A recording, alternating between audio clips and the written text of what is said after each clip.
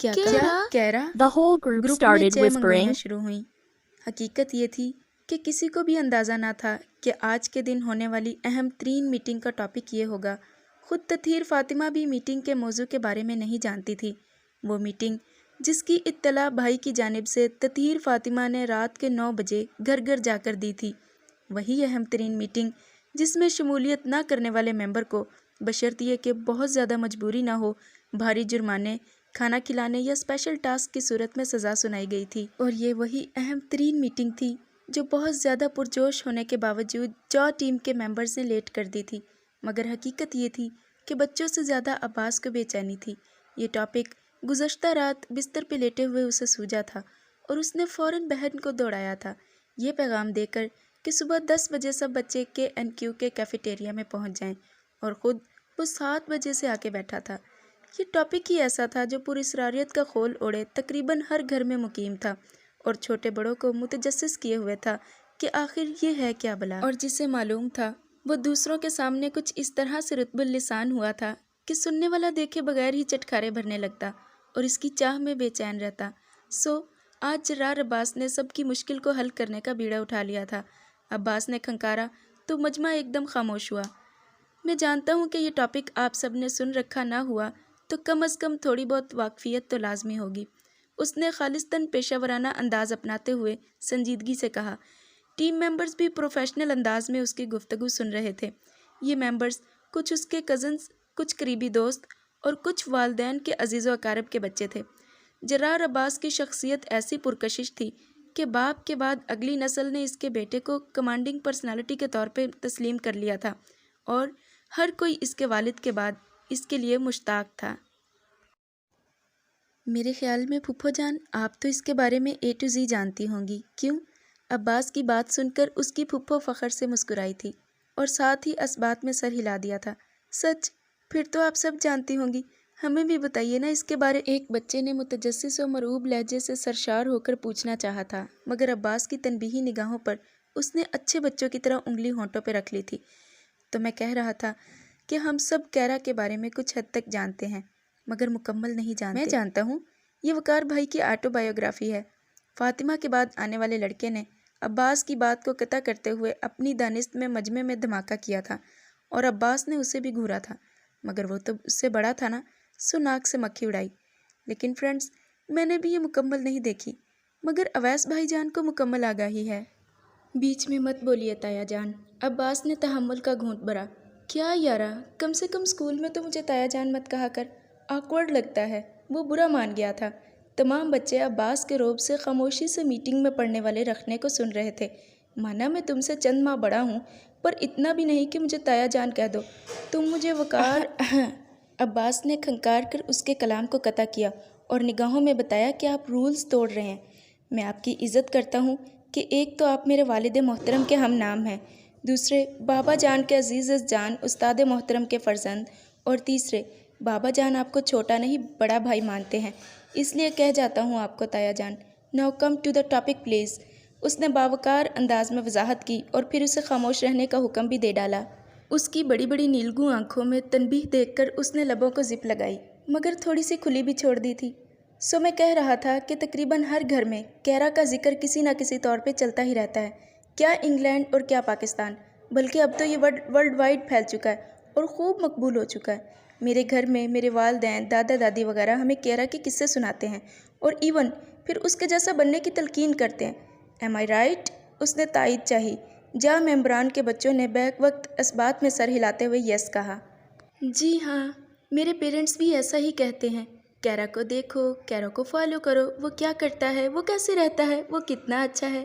شاید سب کیرا سے امپریسڈ ہیں، نیلم حیات نامی بچی نے اپنی مدھم سی مسکراہٹ کے ساتھ بتایا۔ تو کیا ہمارا حق نہیں کہ جانے کہ کیا ہے کیرا؟ عباس کی سنجیدہ آواز پہ سب نے بیک زبان جی ہاں کہہ کر تائید کی۔ تو اس کا حل کیا ہے؟ 6 سالہ زیان برہان نے سنجیدہ ہو کے پوچھا۔ کیا میں مدد کر سکتی ہوں؟ عباس کی پھپھو نے پوچھا تو سب اس کی جانب متوجہ ہوئے۔ کیسے؟ عباس نے سنہری قلم انگلیوں میں گھماتے ہوئے پوچھا۔ میں تمہاری جانب سے بھائی سے اجازت لے سکتی ہوں، اس نے پیشکش کی۔ نہیں پھپھو جان، اس بارے میں بابا جان سے اجازت میں خود لینا چاہتا ہوں، اس نے پین میز پر رکھا اور پیشکش کو مسترد کر دیا۔ اوکے، ایز یو وش، اس کی پھپھو نے خوش دلی سے کہا۔ تو ٹھیک ہے، میں اس بارے میں آج بابا جان سے بات کروں گا، اور پھر وہ جو بھی کہیں گے میں کل آپ سب کو بتا دوں گا۔ But please everyone should be at time by tomorrow, and now I declare the meeting adjourned. Abbas اٹھ کھڑا ہوا، باقی بچے بھی اس کا شکریہ ادا کر کے باہر کو نکلے۔ جرار عباس اور تطہیر فاطمہ بھی اپنی پھپھو عبیرہ فاطمہ کے ساتھ گھر کو روانہ ہوئے۔ یہ دونوں اس شخص کے فرزند تھے جس کی شہرت کا جھنڈا پورے ایشیا اور یورپ میں پھیلا ہوا تھا۔ برٹش گورنر نے اسے دا بلو بلڈ پرنس کا خطاب دیا تھا۔ السلام علیکم ماما جان، دونوں بچوں نے یکے بعد دیگرے سلام کیا۔ وعلیکم السلام، میرے دل کی راحت آ گئے، ماں نے سبزی کی ٹوکری میں چھری رکھ کر ان کی جانب لپکتے ہوئے پرمسرت لہجے میں کہا۔ کیسا رہا دن؟ اس نے فاطمہ کے کندھے سے بیگ اتار کر معنی خیز مسکراہٹ سے پوچھا۔ وہ ان کی میٹنگ کے بارے میں جانتی تھی۔ ان کی پھپھو سیدھی اپنے کمرے کی جانب لپکی تھی۔ جی اچھا، عباس نے مختصر جواب دیا۔ فرح یعنی کہ جرار عباس اور تطہیر فاطمہ کی ماں کا ماتھا ٹھنڈکا۔ بابا جان کہاں ہیں؟ تطہیر فاطمہ نے پوچھا۔ اپنے کمرے میں ہیں، فرح نے بیٹی کے لہجے کے انداز میں بتایا۔ کیا ہم ان سے مل سکتے ہیں؟ عباس نے باپ کے کمرے کے بند دروازے کو دیکھ کر بے تابی سے پوچھا تھا۔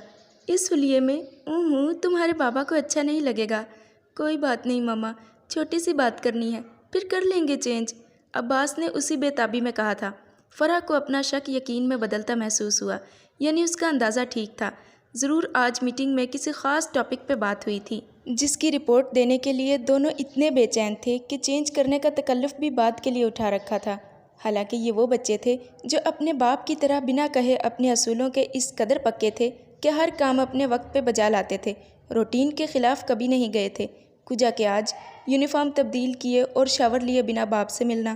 فرح کو ان کے انداز میں کسی نئے پنڈورا باکس کے کھلنے کی بو آ رہی تھی۔ جرار عباس اپنے باپ کی ہو بہو کاپی تھا، جسامت، رنگت، باڈی لینگویج اور جھیل جیسی قدرے نیلگوں آنکھیں، جبکہ تطہیر فاطمہ ماں اور ننیال پہ گئی تھی، سنہری مائل رنگت اور شہد رنگ بھوری آنکھیں۔ عباس باپ ہی کی طرح بلا کا ذہین بھی تھا۔ فرح اس کی جا ٹیم کے بچوں کے ساتھ ہونے والی میٹنگ سے آگاہ رہتی تھی۔ اس کی وجہ یہ تھی کہ عباس نے آج تک اپنی کوئی بات اپنی ماں سے نہیں چھپائی تھی۔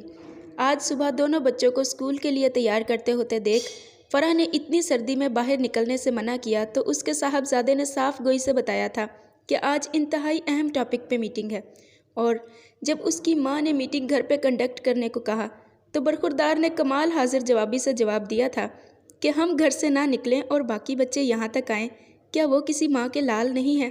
اور ویسے بھی رات سب کو اسکول پہنچنے کا کہہ دیا تھا، سو سب پہنچ گئے ہوں گے۔ اس پر ماں تو لاجواب ہوئی ہی تھی۔ خود عباس بھی پریشان ہوا تھا کہ ماں کے ساتھ گستاخی ہو گئی ہے، جس کا مداوا اس نے ماں کے پیر چوم کے اور سوری کر لیا تھا۔ اس وقت فرح کو اپنے شوہر کے اپنی ماں کے لیے محبت و احترام کے انداز یاد آئے تھے۔ اسے اپنے بیٹے پر ٹوٹ کر پیار آیا تھا اور ساتھ ہی جانے کی اجازت دے دی تھی۔ البتہ فاطمہ ماں کا ہاتھ بٹانے کے لیے 10 بجے تک رک گئی تھی، اور خود وہ صاحبزادہ 7 بجے سے وہاں جا کے بیٹھا تھا۔ دیکھ لو جیسی تمہاری مرضی، خریدنے کی کوشش ناکام ہوئی تو ماں نے بے دلی سے اجازت دی۔ اجازت ملتے ہی دونوں بابا جان کے کمرے کی جانب لپکے تھے۔ کم ان، دستک کی آواز پہ اس نے دا لنڈن ٹائمز کو ہٹاتے ہوئے اجازت دی۔ السلام علیکم بابا جان، دونوں نے یکے بعد دیگرے سلام کیا۔ وعلیکم السلام میرے بچوں، اس نے اخبار پکڑے ہوئے آرام دہ کرسی کو مخالف سمت گھما کر مدھم سی مسکراہٹ سے اپنے لاڈلوں کا استقبال کرتے ہوئے کہا۔